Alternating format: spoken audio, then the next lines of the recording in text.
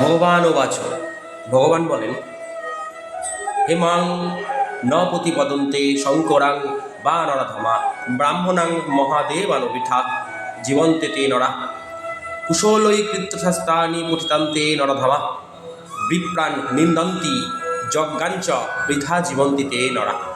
মহাভারত থেকে নেয়া অশ্বমেধা পর্ব থেকে ১বিংশতি অধ্যায়।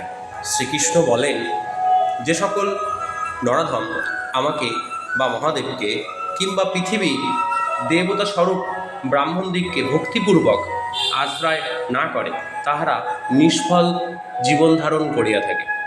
যে নরাধমেরা মুনিগত কৃত্য শাস্ত্র অধ্যয়ন করিয়া ব্রাহ্মণগণকে এবং শাস্ত্রোক্ত যজ্ঞসমূহকে নিন্দা করে, তাদের জীবন নিষ্ফল হইয়া যায়।